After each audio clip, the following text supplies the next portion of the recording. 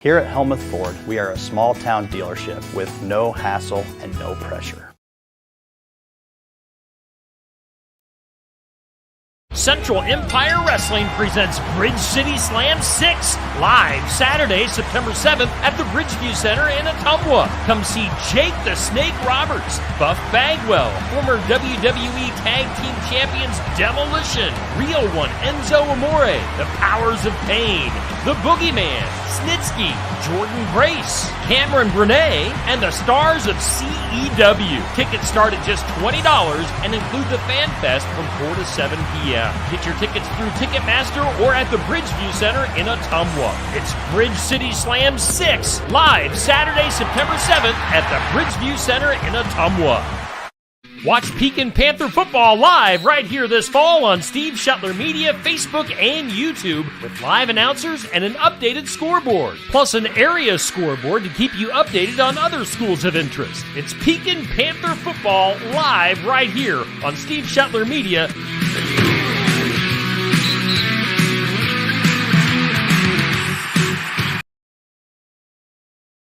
Sigourney Keota football fans, Steve Shetler Media is teaming up with Clint Dye of Tag Team Photography to bring you coverage of Sigourney Keota football this fall. You've seen Clint's fantastic photos of Sigourney Keota football over the last few years, and now Clint is bringing those talents to be showcased on Steve Shetler Media. We're going to have pictures and action shots of each and every game, an in-depth article, and a video highlight of the game as well. You won't miss a thing with Sigourney Keota football coverage right here this year on Steve Shetler Media.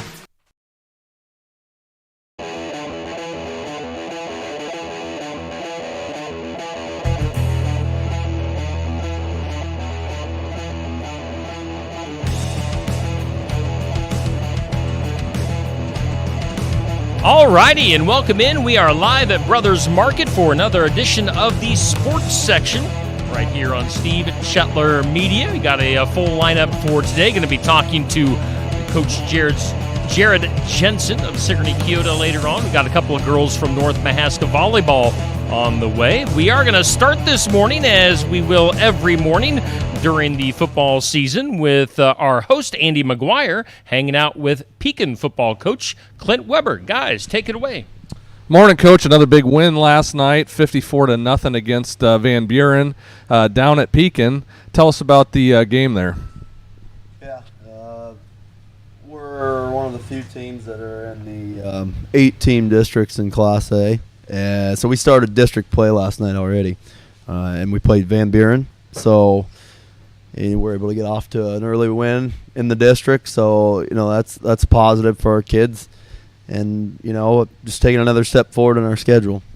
Yeah, another big win. If you recall, last week we had a big win in your season opener against Cardinal. Looks like you have the team really rolling. Do you have any challenges moving forward with just two really I'll call it blowout wins? How do you keep that team motivated and hungry to keep rolling down the schedule? Yeah, we've said that about 3 times last night, is anytime you can get up big, even the first game especially, and even last night at times when you're up 40 points and there's a significant amount of time left in the game, we just talk about staying mentally focused. We know physically, that we're a pretty decent team, but being able to stay mentally focused long enough and still improve, it's something my high school head coach from high school would tell me and tell our team, is can you stay mentally focused when you are up big? And I felt like we challenged them at halftime, and we come out in the third quarter, and we did improve, and we put together a solid early third quarter before we subbed guys out. So, yes, it is a challenge, and, yes, we have major challenges coming starting Monday in preparation for Danville, who's going to be a different story next Friday night. Yeah, I saw that Danville got a nice win last night. I think they were at Highland, if I recall right. So, moving ahead, do you change practice up with big wins like what you've had against Cardinal and what you had last night against Van Buren, or is it just business as usual for the guys? A little of both. I'm big on throwing our kids curveballs to some extent, but also, we're transparent as a staff. They know what to expect on Monday. We practice quickly after school down there, and sometimes Tuesday it can be a little more laid back than our Wednesday. We've flirted with the philosophy of increasing intensity over the week sometimes, not every week. We know the physicality is going to be a major step up this week. So we'll try to spice practice up in some fashion this week. And Monday will be a big film day. And like I said, Tuesday, Wednesday will have to be practicing at a very high level. And, Thursday we'll see. But our kids, I think, are up to the challenge, and they know what's ahead. And we have experience playing Danville from last year. So we're just really excited to move on to week 3. Sounds like a good plan. There's a lot of nuts and bolts that go into practice. What do you do during practice to build team atmosphere, to continue to get that buy-in in the program? I think, you're in year 4 now of your tenure. What do you do in the practice to keep those players engaged, to make it fun? These kids want to have fun. What do you do there?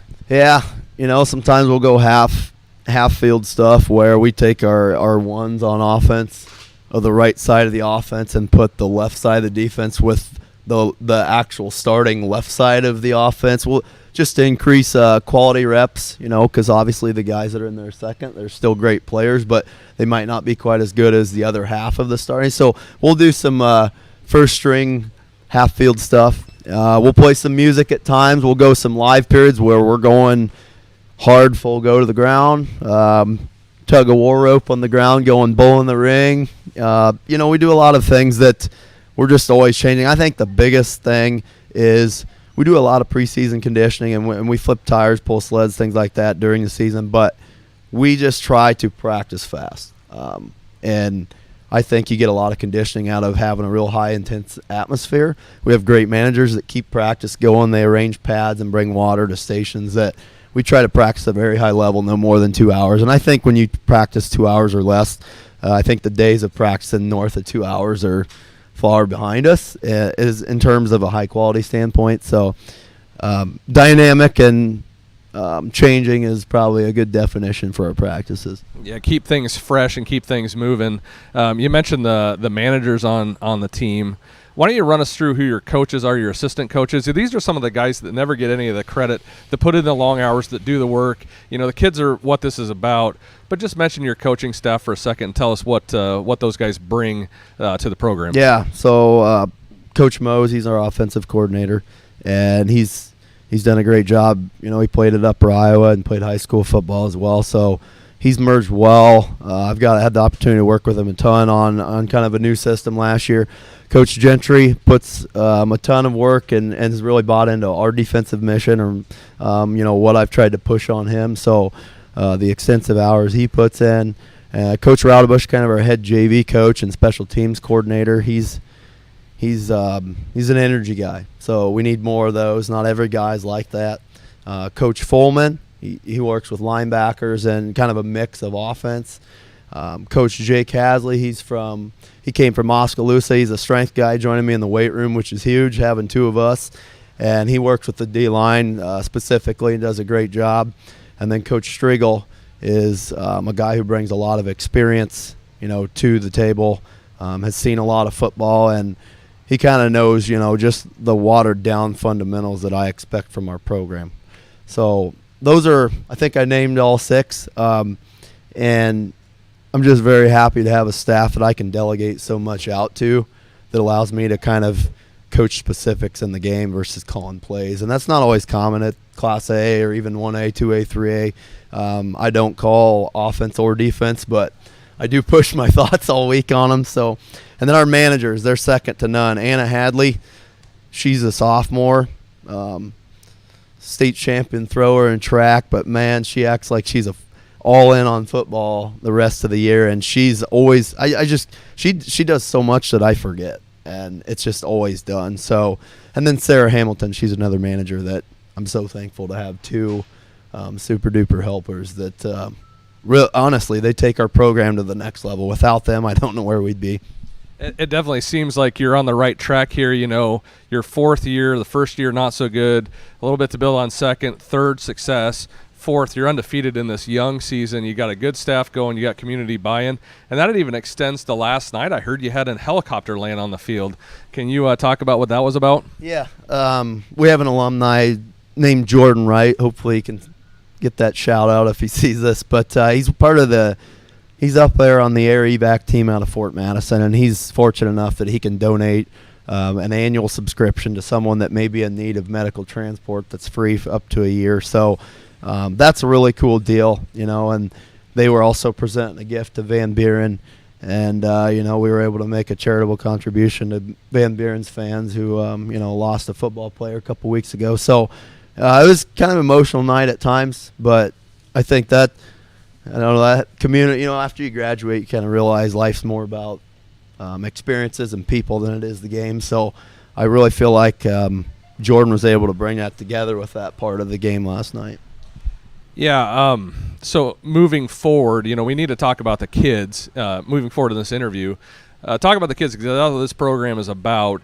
Will Adam had a huge night last night, again, for you. Henry Adam had a big night. Nolan Glick, your newly found running back after state track last year, had a good one too. Why don't you talk about those skill position players, and then we'll dig into the line after that. Yeah, Nolan ground some harder yards out last night, and that was huge. We're not a stat-oriented team, but people see it, and he might not have put up the touchdowns he wanted last night, but he's the selfless player, and he ground out harder yards last night. Henry as well, tough running yards. Riley Smith, Landon Crow, both got touches in there. So again, like to call our four-headed monster running back field all got touches, and then yes. It is worth recognition. Will Adam broke young Davis Idle's passing record last night.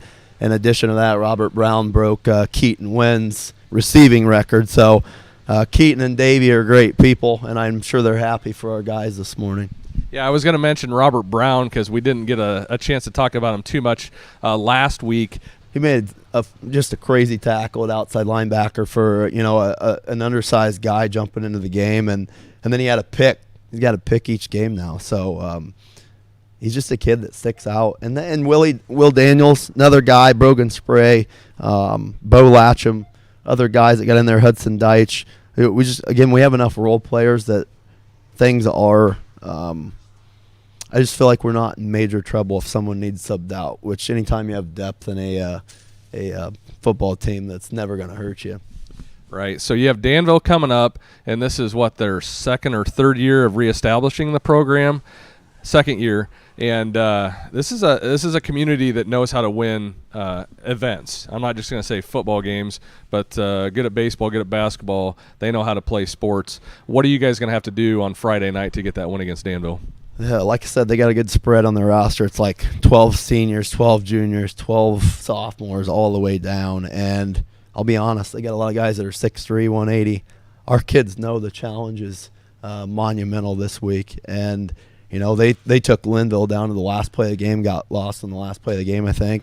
And, they might have had a little closer game than they wanted last night, but I'm sure they I just call them an explosive team, and I know their staff's ready to roll, and they gave us a lot of problems last year. So I'll have to have Sherry say a prayer for us this week, and hopefully we can find a way to be on top next week again. Yeah, for those of you guys not watching, Sherry Westendorf is standing right over here. So if Clint and I keep both looking up, it's because Sherry's over here holding up one of those game day signs that says something probably inappropriate for the front side of the camera. Anyway, appreciate it, Coach. Good luck. Next week we're pulling for you. Thank you. Hey, Coach Weber, before you get out of here, since it's Iowa State Day, who you think's going to win? What's your prediction? What do we think, Sherry? Hawks by 1,000,000? You bet. I said that last year. Hawks by 1,000,000. Absolutely. All right. That's who Coach Weber is going with. Thanks to Coach Clint Weber from the Pekin Panther football team for joining us this morning. And while we bring in our next guest for the morning, let's take a look at our Sheets Chiropractic Area High School football results from last night. As we just talked to Coach Weber, it was Pekin 54-0 over Van Buren County. Sigourney Keota gets back on the winning track. They beat Minneapolis last night 23-7. It was Moravia getting beat up by Montezuma 80-8. Was the final last night for that Montezuma game. Central Lee blanks Cardinal 47-0. English Valleys gets a win against HLVTC 44-26. On to the second page of scores, we have Linville Sully getting the win over North Mahaska last night 30-22. Oski beats Des Moines Hoover 33-20. Ottumwa on Thursday night had a win over Des Moines Roosevelt 50-28, and Albia over Interstate 35 18-0, while Sheraton took it to EBF last night 51-12. So those are some of our area results from high school football from last night. All right, and we do thank Sheets Chiropractic for sponsoring our area scoreboard. Let's go back to host Andy McGuire. Andy, you're hanging out with a couple of gals from North Mahaska Volleyball. Take it away. I am. North Mahaska Volleyball, Brecken Schilling and Nat Linder, right? Yep. Welcome to the program, ladies. You guys have had an awesome start to a season, right? Brecken, why don't you start us off? What's your record? How's it been going so far? 7-0, and I think we're doing really, really well. Like, that's an awesome start to me being undefeated. I don't know. Absolutely. Nat, do you have anything to add to that on this record of the start? We had a really good tournament. Our first game versus Moravia went really well. So we'll just see what happens Tuesday night at our game. Yeah, and you got a big one coming up Tuesday night, right? So you come to Sigourney for the interview, but you're going to ask Sigourney to come to your place to take you guys on, right? Mm-hmm. What do you think is going to happen on Tuesday night? What do you know about Sigourney volleyball? Well, every year we scrimmage them before the season starts. So obviously, like, scrimmaging them, like, we've gotten a feel for how they play. We didn't keep score, obviously, because it's a scrimmage. But, like, I don't know. They're good competition. We'll see how it goes. How did it go last year, Nat? Did you guys play Sigourney last year? Do you remember the competition at all? I'll put you on the spot here. Brecken can help out, too, if you don't recall. I was not on varsity last year, but we won against Sigourney, so that's good. I think that Reagan Clarahan's a really good hitter, so we just need to shut her down, I'd say. Right. Yeah, and that's a good point to bring up. Brecken, why don't you tell us what year you're in? You're a senior, I believe, right? Tell us who your parents are, what sports you play, that sort of thing. My parents are Josh and Shayla Schilling. I play volleyball, obviously, but I dual sport with cross country. I'm in dance and cheer right now, and then basketball and track.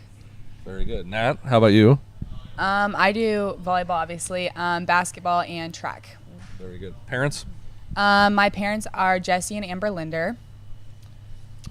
Awesome. I am a fan of North Mahaska. You know, I got to say, I love the red and black. You know, it's always a hostile environment. I've spent many hours in the gym and on the field up there, and you guys have an awesome following. Do you guys feel that community support? Community support is, like, huge for us. Like, our games are always packed. Like, we always have so many people. Like, the support for our community is crazy because they all show up for every single game. Like, even when we're away, we have a really good following, like, showing up for everything. Yeah. Something I've definitely noticed, like I say, I spent a lot of time in that North Mahaska gym. My kids go to Keota, so I've been to many. No, I saw a look there, Nat. That was a side look. We'll have to get back to that one here in a second. But, no, I've been in that hostile environment, and I've seen it go both ways where, you know, maybe a Keota fan maybe says a bit too much out the gym. Same thing in North Mahaska. But it's all in love, I hope. Nat, is that right? Yeah. Yeah.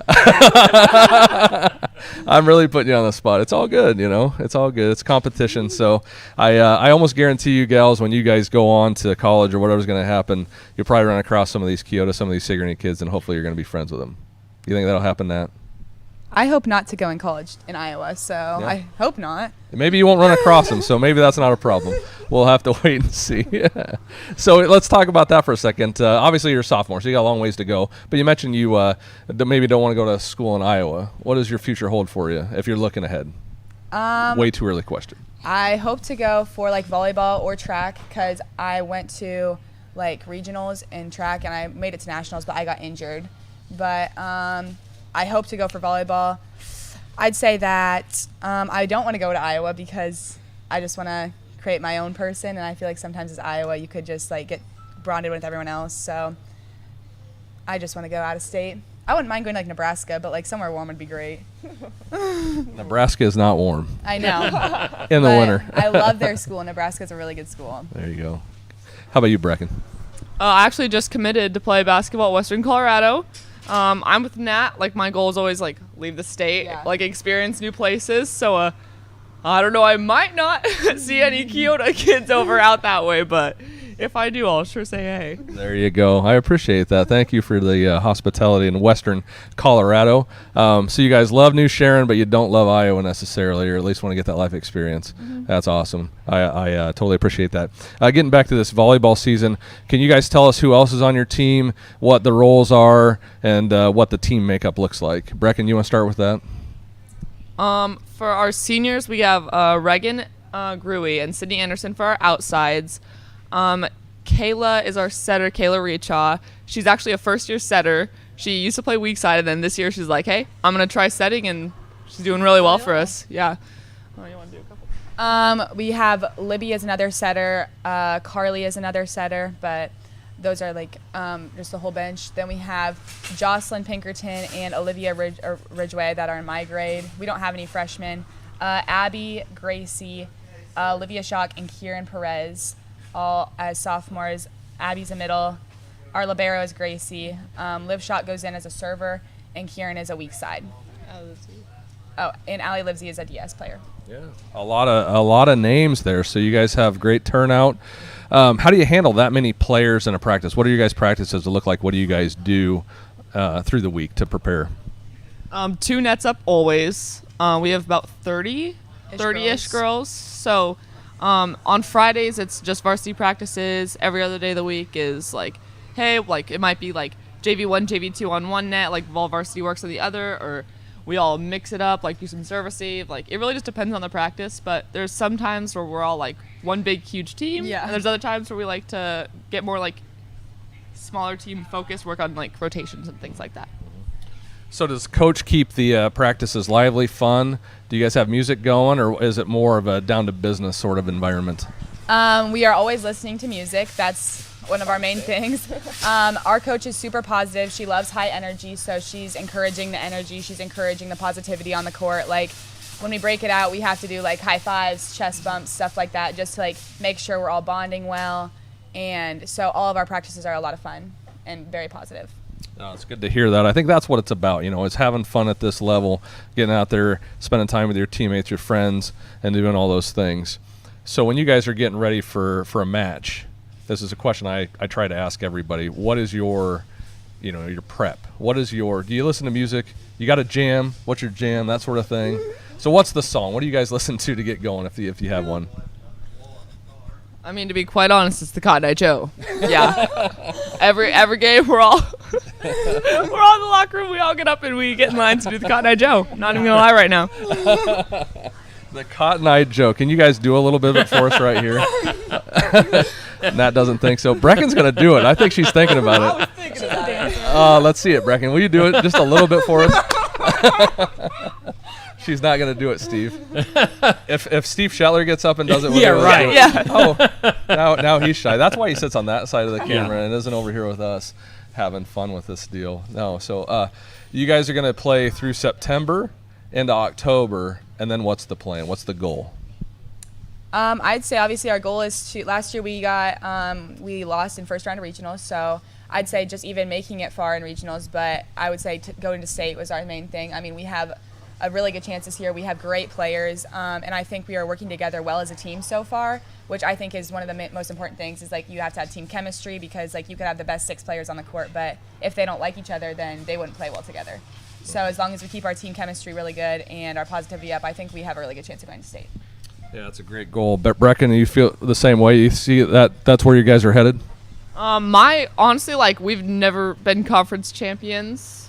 That's like my main goal this year is like we need that title this year. That's because obviously starting out like undefeated is like a really great track for that, and like everybody wants to make the state, but I think this year we got a really good chance at that. Yeah, I hope. Yeah, it's very exciting to see. You know, you guys have that leadership. You have the record rolling. Sounds like you're having a ball of fun. You guys got plans. You got everything laid out. How's school going for you so far? It's one thing we don't talk about a lot about on this program is the academic side of being a student athlete. You guys enjoying school so far? We have a new system this year at school, which I don't know if a lot of people like it so far, but we will get used to it, I think. A lot of new teachers, a lot of people stepping into roles that they don't usually do, stuff like that. So I think we just have to see how the school year goes. A lot of people are like uncomfortable with it right now, but I think it'll get better. So what's new about this? Brecken, clue me in. I'm not overly familiar with North Mahaska's academic setup here. So right now, North Mahaska's academic setup is we only grade like tests, quizzes, and projects. Okay. Like all your homework assignments, it's more about like you're practicing to do well on the test instead of like practicing to get points for it. And it's like you can't, like you can take the test, you can retake it, but you need to have the proof of like the assignments you did and like all the work that you did to prepare for the test. Interesting. Yeah. So you got multiple chances to get that grade to where it needs to be. So put the work in and you get rewarded. Interesting system. Kind of like athletics. You put the work in, you get rewarded, right, girls? Yes. Awesome. I got a few questions, goes Andy. I'm going to jump in. Since we have a cross-country, how's the cross-country season going for North Mahaska? The girls finally have a team. We have a solid team because we have 3 volleyball girls actually who decided to jump in. But Emerson Jedlicka, who just got 4th, she's doing amazing. And Ava Huffman, who's right behind her, just got 8th at the meet. And Amber Kanakal also. She's out for cross-country full-time, and she's doing so well. It's her first year. She's been playing volleyball, but this year she decided she wanted to try something new. Our guys' team, actually, they lost Braden Vaseth. They lost Andy Kanakal, but we still have a bunch of solid runners. Ben Yang. Axel Patterson just decided to, instead of football, go for cross-country as senior year, and he's doing so Axel? well. Axel Patterson. Nice. I don't want to be named Axel. Well, you grew up with Guns N' Roses, Steve. I know that you want to have Slash right next to you. Maybe we get Neil Crott a wig and a big top hat, and he can be your Slash. There you go. I was also going to ask, North Mahaska, obviously I'm doing like Athlete of the Week and Team of the Week. Now, you guys both, if I remember right, both won Athlete of the Week last year during that school year. Of course, Nat will talk to you here about the Athlete of the Year tournament. But, I mean, just in general, what are your thoughts? You said there's big community support for sports, and obviously there is a support for you guys whenever you're up for one of the weekly awards. Can you? What's the secret? What's the secret sauce in North Mahaska that is making things happen? Is it moms? Facebook moms. My mom loves to get in with things. Yeah. The older side of the community are our biggest supporters. We have our coffee shop in town, and I go in there, and there's a group of older guys who are just so nice. They're having their coffee time, and they're so nice. They love to be like, "Where's the game at?" They're always going to be there. The grandmas are always going to be there. We really just have the best community. So I love talking to them about everything. They're so nice. Nice. Yeah, so North Mahaska is always a threat to win on those weekly awards. Nat, let's stay with you on that Athlete of the Year tournament. Man, you rolled through the competition, and then you and Addison Adam met up in the finals, and it was a battle to the very end. I mean, it was just like a handful of votes that separated you two. You were this close to winning that championship belt, but Addison came out on top. Maybe talk about your support and just, I don't know, your overall thoughts on the tournament. I'm very thankful for everybody that voted for me and everybody that was being very supportive of me. That was super duper nice. Addison is such a sweet girl. I run track with her for my AAU thing, so I do really like her. She is so nice. She definitely deserves it. Just the support was great. Everybody that voted for me was so nice. Everybody that was sharing, commenting, liking, or hearting it were so nice. I'm so thankful for everything that everybody did for me throughout that. Yeah, and I'm sure, with you just being a sophomore, might have a few more chances at that Athlete of the Year. Yeah. That's right. So wrapping this thing up, last question for you ladies. Hawkeyes or Cyclones? Hawkeyes. Brecken, go Hawkeyes Hawks. always. Yeah. Cyclones. Cyclones, 50-50. All right. Best of luck, ladies. Thanks for the visit. Thank you. All right, that is Nat and Brecken from North Mahaska Volleyball and Cross Country here on the sports section here on Steve Shetler Media. Again, we're at Brothers Market on a Saturday morning. We welcome Coach Jensen in. Thank you, ladies, for stopping by. Take care. Safe trip home. Appreciate you guys getting up early on a Saturday morning on a Saturday off. So, again, the gals from North Mahaska hanging out here on the sports section. While we're in between guests here, let's do bring up our athlete and team of the week for this past week. Keokuk County Hospital and Clinic's athlete of the week. This is the first athlete and team of the week for this school year. Cameron Mannery of Ottumwa football with a couple of huge games to start off the season. Of course, we are going off of his first game a week ago where he had like over 300 yards rushing and I think 5 touchdowns, and then had another big game Thursday night. So Cameron Mannery of Ottumwa football off to a great start. He's our athlete of the week for Keokuk County Hospital and Clinics. The State Farm Kelly Style team of the week for this past week was Pekin football. They'll probably be in the running again this week. Pekin last week with that huge win over Cardinal, and they are off now to a 2-0 start. Keep in mind, coming up tomorrow, I will put up a post on Facebook, on my Facebook page, looking for nominations for both athlete and team of the week. So make sure you get your nominations in. You know, if there's some athletes or a team that maybe I'm overlooking, you know, I need help. I need all the help I can get. So let me know about athletes that had a big week, team of the week. Get those nominations in tomorrow. Look for that post when I put that up on Facebook tomorrow. And I'm sure one of those teams of the week nominees might be coached by this next guy. We've got Coach Jared Jensen hanging out with Andy McGuire. Andy, take it away. Morning, Coach. Morning. Big win last night, Meepo, 23-7. How does it feel to get that win last night after a tough loss against PCM last week? I mean, it just felt good to bounce back and bounce back the way we did. You know, obviously there was a lot of things that went wrong, but a lot more that went right this game than the opposite. So just happy for the kids. I mean, I know the parents and people in the program understand like how much time and effort these kids actually put in, and you know, just to be able to bounce back the way we did against a solid Meepo team that we've had battles with the last 5 out of 6 years, and you know, just felt good to go in, get the win, you know, in different circumstances, you know, and just finding a way.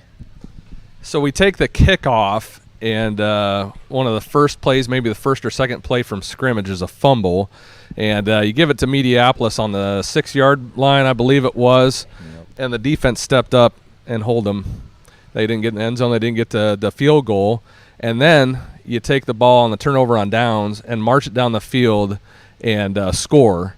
And the guys that I was sitting next to at the game last night, we said that is, you know, an identity establishing set of circumstances there. Do you feel the same way on that? Yeah, absolutely. I think that's going to be something we look back at and say, man, that was kind of a big moment in the year, you know, to fumble it on our second play from scrimmage as deep as we did, and give them the ball just within range of walking it in, to have the defense step up and put a solid stand together and get the ball back, and then just, you know, again, us be us, you know, march the ball. I think that was a 16-play drive from about the 4-yard line. So, you know, they made us work, and we don't expect to score quick. I mean, we know that's a possibility, but we want to be able to just put those drives together and just kill their confidence. You know, I think nothing does it more than just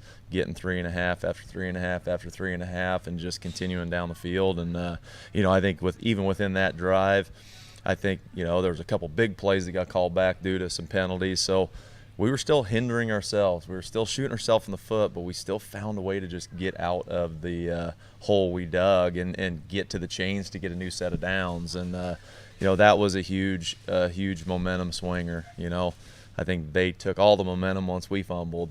We took all the momentum once we got it back, and then just marched that thing down the field. So I think that is definitely an identity, identity aspect of all right, hey, this is what we're going to rely on, and you know, just keep building off that. Last week we talked about the PCM game, and I dubbed it the good, the bad, and the ugly. Last night I felt we had a lot of good and some bad, and not a lot of ugly. I think we took the team took a huge step forward from week 1 to week 2, which is pretty common. Week 1 to week 2 is where you see a ton of growth, and 2 to 3, maybe as much, maybe not quite as much. What did your week of practice look like leading into this Mediapolis game to where you felt, we were taking a step further? Well, I think just from the start, and we talk a lot about bringing energy and finding those guys to just kind of, whether it's just something little and small that you're getting excited about. I mean, that just spills through the team, and I think we saw that this week. We knew we needed to be physical this week, but we just needed to bring energy and bring excitement. Everything's more fun when people are excited about it, and I think we saw that this week. There was the focus was there with the excitement and the energy, which sometimes the focus can be gone when we start getting a little too excited and things like that. But we just want the guys to be them. Show that excitement. Be happy for something you did well. Be happy for something the guy next to you did well, and that just spills through everybody. And I think we had a really good week this week, and I think that completely translated to how we played Friday night. I think it was a really solid performance from really both teams. I don't think Meepo is happy, obviously, with only scoring 7 points, but SK was able to jump on top of Meepo 14-0 quick. But then Meepo came back with a pretty big play over the middle with a pass play from the quarterback to what is really their star athlete at that number 4, their tailback. You could feel the momentum shift a little bit there where it was sitting in SK's hands solidly. Can you talk about the resiliency of the SK kids to weather that storm and to come back and put together more drives following that? Yeah, that was a big play for them. We scored the ensuing kickoff. We caused a fumble, scooped and scored. That could have been the same boat as we were in last week. The kids could have just completely given up, but they didn't. They took a shot the first play, completed it for probably 40 yards, and then put a couple first downs together to get them near the end zone and ended up scoring. But we talk about that all the time. You're going to weather their best. Every team you face, you're going to get their best, and it's just about weathering that. And once they run out of the energy to keep giving their best, that's when we take over. And I think we definitely did that last night. It was 14-7 once they ended up scoring. And we didn't give up another big play at all throughout the game, and obviously no more points. But just the resiliency of the kids. It's good stuff. Good and bad stuff's going to happen throughout every game or throughout life in general. You just got to find that medium. In between the two. Nothing's too good. Nothing's ever as good as it seems, and nothing's ever as bad as it seems. And just try to find that fine line of this is where we need to be. No matter what happens, we know who we are, we know what we need to accomplish, and we just got to go get it done. Yeah, so the defense played lights out last night, holding them to 7 points on really what was one big play from scrimmage. Otherwise, it was kind of a grinder from Mediapolis. We talked about it last night. There was a lot of rotation, especially on the defensive side of the ball, some on offense. We were getting the backs moving a little bit and cycling through. But talk about that defense and how they were able to hold what was, I think, a pretty shifty quarterback and a tailback who racked up some significant yards the week before and had some good numbers last night, but not as good as the week before. How did you guys keep those guys really in check? Well, I think just by committee. We understand, like last year we had Aiden and Evan at ends, we always had kind of a rotation in the middle there, but those were two ends where we just felt like they were the two best and they needed to stay out there. This year we've got 4, 5 or 6 guys that we feel like, okay, hey, no one's clear cut like that much better than the next, and most of those guys are also playing on offense, so it's just kind of rotation by committee. get in, get a series, give it to somebody else. And that's tough for maybe some kids to like, oh man, I don't want to come out, I don't want to be in a rotation. But what's best for the team? I mean, if we have guys out there that are just tired from playing both sides of the ball and special teams and things like that, we're never going to be as good as we could be. So you got to use the bodies you have. Get guys breaks. A fresh body out there that maybe not as talented in certain aspects is still probably going to give you more just because they're fresh. Yeah, that's a great point. I've noticed that too. I saw that last night when you were subbing the guys in, and not just on the defensive line, but I was also watching it with the linebackers. You have Caden Clarahan out there. You have Ashton Schwab out there. You've got Jacob Leib out there, Carson O'Rourke. Lots of guys that are rotating on that. And you got Lewin last night, Chase Clarahan last night. How do you keep those guys fresh? Like an Ashton Schwab, who's also playing on the strong side of the line, was really still pinning his ears back. I thought he stepped up huge last year as a junior, and boy, you see it that he didn't let his foot off of the gas from last year to this year.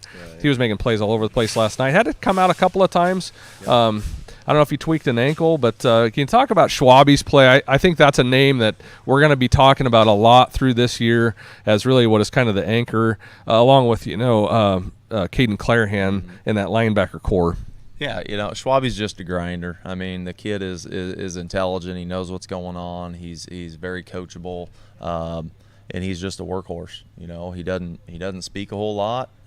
He kind of lets his actions speak for themselves, and he just does a great job. And we we ask him. He's our strong guard. He's pulling darn near every play, so he's getting miles on every offensive play, and then we go ask him to play defense and chase down the faster guys that are running with the ball, and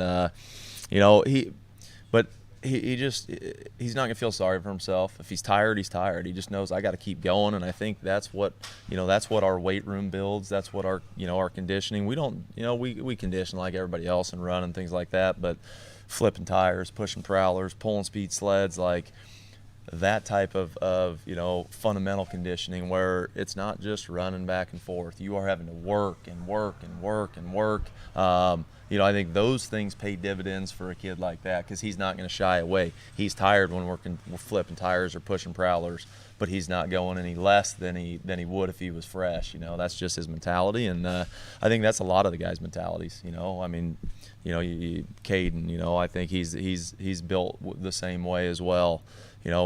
We've got a good rotation there. Now we do have some other guys that start in other positions that are also backup backers. But I think Carson's done a good job. Jacob's done a good job. Those two are kind of still battling, to figure out who's going to be that guy. And Chase Clarahan had to step in. He's done a great job the last few JV games or fresh soft games, and Schwabi needed out, and we had no hesitation. Put him in. He's shown that he can get it done, and let's give him a shot here at the varsity level. All those boys know how to play football. You talk about the competition between maybe Carson and Jacob and a rotation there. Do you have issues ever with kids getting frustrated because they feel they need to have that spot? If you were to give a kid like that advice, if they're getting frustrated, what would you say to them? You just got to keep working, and I think there is some frustration there. I mean, that's the reality. Everybody wants to be the guy. But it's in practice. Are you showing that you're the guy all the time? And maybe you lack things in certain areas, but you better make up for it with something else that you do really well. And I think we've seen some good things out of both of them. We've seen some not so good things out of both of them, and we've seen that with everybody. But that's why you practice. I mean, you evaluate during the week. How confident are they in what they're doing? Are they getting lined up correctly? And are they executing their job? And at times they are. But at times they're not. And we just they all just have to have confidence. And I know that's tough when maybe you get pulled that your confidence is a little bit low. But it's a team game. We want to play as many bodies as possible, but at a certain point, there might be a time where we feel like this guy's getting the job done. He's going to stay in, and that's just kind of how athletics works, But you still got to coach all those guys. You got to prepare them all because you never know. I mean, you never know when your time and your number is going to get called, and you just got to be ready for it when it is. I was watching Carson last night, specifically on kickoff, and he had a couple of plays. He busted that fumble loose that I think it was John Berg picked up and took it into the house. Having a son that's gone through the program, I know the importance of all of those things that you're talking about. Practice right, know your spots, be accountable. But it's also about special teams. When you have that opportunity, you've got to capitalize on it. Can you talk about the importance of those special teams and what you guys look for from those players that are running on those special teams? Yeah, I mean, it's a third of the game, and it's there's a lot of hidden yardage that goes into special teams that can either benefit you greatly or hinder you even more. And I think, obviously, like with the numbers we have, we want to dig down and try to find those younger guys that we feel like, hey, they can give us something here. They're fresh, they're not playing on offense, not playing on defense. Let's give them the opportunity to go out and go. And that, I think last year we had 3 freshmen on kickoff, but they showed, whether it was JV, fresh soft games, that they can go down and be kind of a difference maker. And you want to find those kids to get the guys that are playing a lot more just off. Finally give them a break, and I think in special teams, that's just a lot of long field running. So if you're playing both sides of the ball, we don't really want you out there. But I think just, finding those kids, giving them an opportunity to go out and be successful, even in just their limited role on the special team, and we talk about that's huge. Like, you've got to take that as serious as you do offense or defense, because if you don't, you're giving up touchdowns, you're getting pinned back all the time, and I think we do a good job of working those special teams throughout the week. Every Tuesday we spend 20-30 minutes on 2 special teams. Every Wednesday, same thing. Thursday we get back through all of them. So we've hit each special team multiple times throughout the week, just to it's just like any other play. You have to execute it, and if you don't practice it, you're probably not going to execute very well. And I felt like our guys did a lot better job last night than they did the week before. We gave up, I think every return they had the week before was probably 40 yards plus, and gave them short field. Well, this time we were getting down, we were covering, we were making plays, forcing the issue and pinning them back on the 20-25. Yeah, I noticed that as well, and talking along that importance or the emphasis that Sigourney Keota puts on special teams. It's common to see, the starting tailback or a wing or a receiver, the speed guys taking the ball on the kickoff. But you have Braden Wood and you have Jacob Leib, who is your 1-2, 1-2, however you want to dice it up here, as far as the spin back goes. But those guys are on that kick coverage team. Is that an opportunity for a kid, if they show out in practice, if they show out in a JV game, where they can get themselves on the field and you can take one of those guys off and say, you know what, we're not going to expose those guys because these guys are going to be able to get that job done? Yeah, and I think regardless of the position, we just want to put guys that we have confidence in doing the job. I mean, that's number one. You've got to be able to do the job and understand what you're going to do, and so guys like that, yeah, I mean, they're in a pivotal position for us, spin back, but it's no different than having a tailback out there. It's no different than having a linebacker out there. You've got guys that you want to, maybe try to shield off and not put in those positions, but there's guys that if you have confidence in them, let them go ride, let them go make it happen. And but yeah, there's always room for, if we start seeing something really good at the lower levels and we have the opportunity to slide them in and get take somebody else out, whether it's just to get them off for safety reasons or get them off for just to give them an extra break, we're going to try to use it. And I think that just goes hand in hand with you've got numbers. You want to get as many people involved as possible, because there's a lot of guys that just maybe are on the 2 deep and they're just not getting that time, and finding ways to get those guys out there to keep them energized and entertained and feeling like I am a part of this football team is a big deal. So last night, you had a lot of different backs touch the ball. There wasn't a lot of throwing. We didn't need to throw last night because you were doing the SK thing where you just ground and pound and punch them in the mouth a little bit, and that's what was going on. But I noticed that the Meepo defense was keying on Isaac Brunt specifically. he still racks up $184 or something like that. I mean, Isaac's going to get his one way or another, and he got his, and we're going to be talking about him a lot more.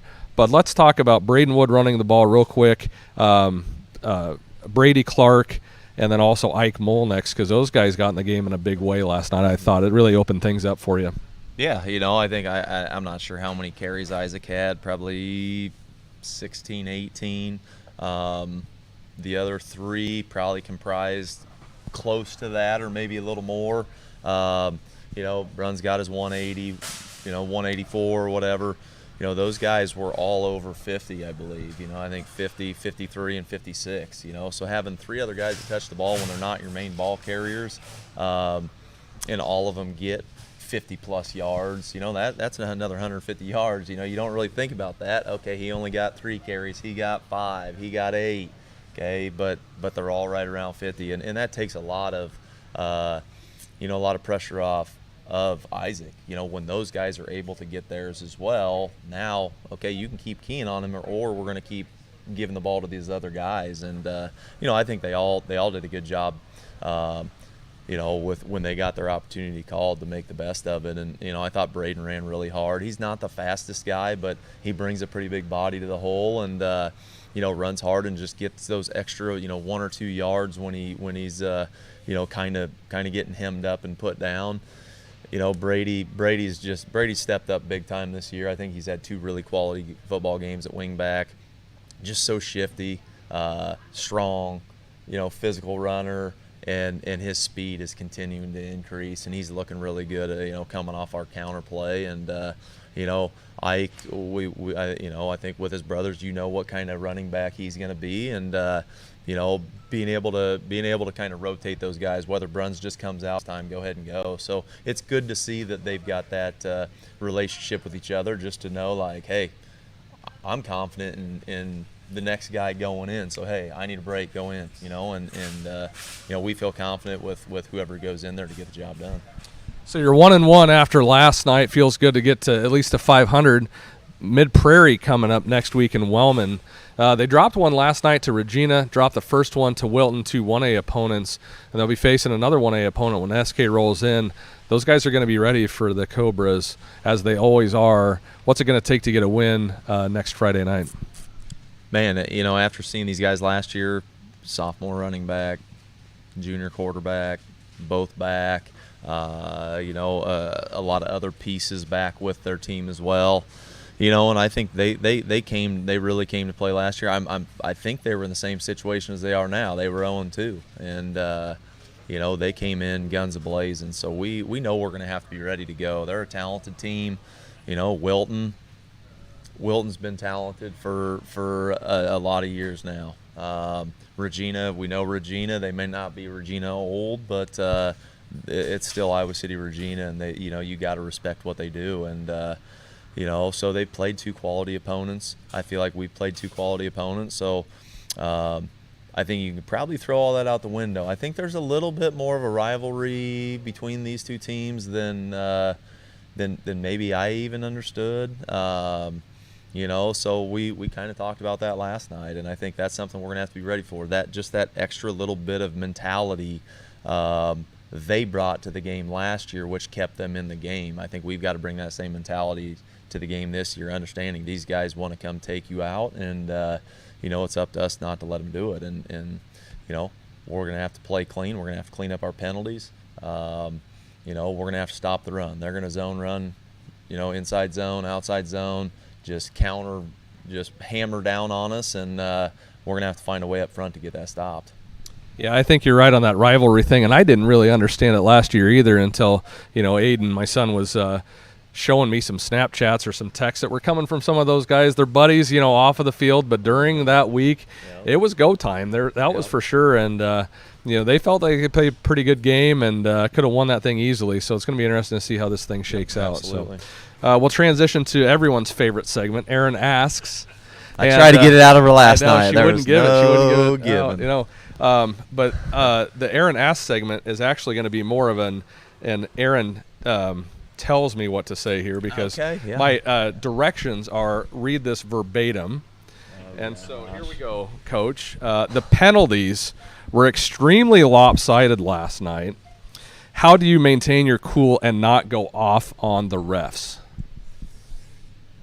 Well, as I'm getting older, I'm getting a little softer. I think that happens early in my career. I probably look like the jerk and maybe get kicked out, But I think you just got to understand, and I think everybody's got to understand, whether it's fans, whether it's coaches, those guys are out there trying to do their job, and I'm not going to say they were phantom holding calls, and I'm not going to say they were actual holding calls. I'm sure there was a little bit of both, but it seemed like every time we got a big play, there was laundry on the field. And, but they've got a job to do. I don't talk to the refs a whole lot because I understand, they're doing – I expect you're doing your job. You're hired to do this. You better do it up to your potential. And, I got a lot more to focus on than trying to just tell you how to do your job. And if a flag goes down, you're never going to get it just picked up, But you start berating the officials, now there's probably going to be more of those flags. So I think that's something I've learned. Where's that fine line? I can get on them, but you can't go overboard. And I've seen coaches go overboard, and I just feel like you have to show them the respect that they show you. They're not yelling at me for being out on the field or being in the box when the play's going on. They're not harping on me on stuff that they could probably penalize me for. So, it is what it is. I feel like you just have to hold your composure, hold your tongue, because once you get a bad reputation, it spreads. Every official that comes in, oh, it's this guy again. And I expect our kids to behave, well while they're out there, so I hold myself accountable the same. I got to behave, I can disagree with your call, but you obviously made the call for whatever reason, and I'm going to respect it. I might not agree with it, I might not like it, but you got to respect it.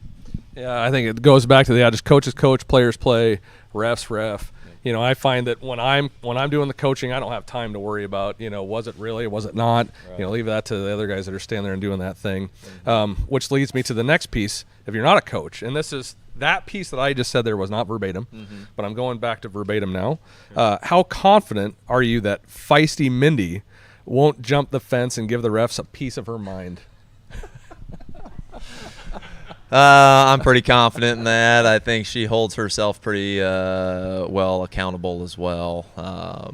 She's not jumping over that fence. No way. No way. And I think she knows what I would do if she did jump over that fence. So, no, that's a 0% possibility that she would jump the fence to go get after the refs. Yeah. Maybe Aaron knows something I don't. But, yeah, Jay's played baseball with Tate. And I've seen feisty Mindy once in a while at a couple of travel baseball games, so that's all good. Yep. All right, and Aaron wants to end with a rapid-fire question. We got like 5 of these things, all right? Straightforward. Pepperoni or sausage pizza? Pepperoni. Pepsi or Coke? Coke. Mexican or Chinese? You know what? That would be the greatest restaurant ever if they were both in the same place.